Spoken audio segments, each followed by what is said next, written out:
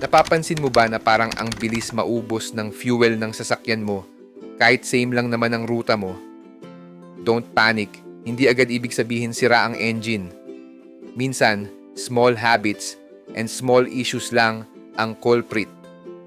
Today, pag-uusapan natin ang 7 hidden reasons kung bakit mabilis maubos ang fuel ng kotse mo. Una, kapag kulang ang hangin ng gulong, tumataas ang rolling resistance.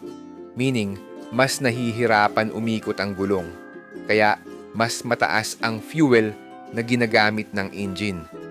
Pangalawa, kung mahilig kang bigla mag-accelerate tapos sudden brake para kang naggagastos ng gasolina na hindi mo nagagamit. Smooth driving equals fuel efficiency.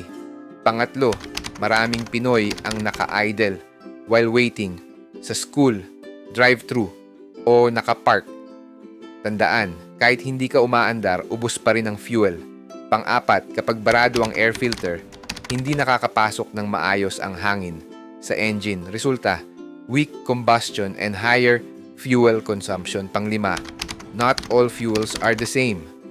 Hindi porket mas mura, mas sulit. Kapag mali ang octane rating sa sasakyan mo, pwedeng bumaba ang efficiency at performance. Pang-anim, kung parang bodega ang trunk mo, expect mas mabigat ang galaw ng sasakyan, meaning mas maraming fuel na kailangan para gumalaw pampito. Kapag sobrang tagal nang hindi nag-change oil or mali ang viscosity ng ginagamit mo, babagal ang internal movement ng engine.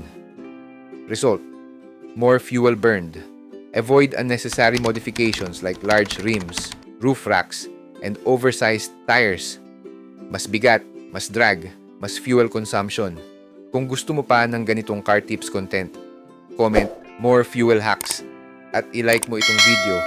Subscribe for smart driving, safe driving, and tipid driving tips.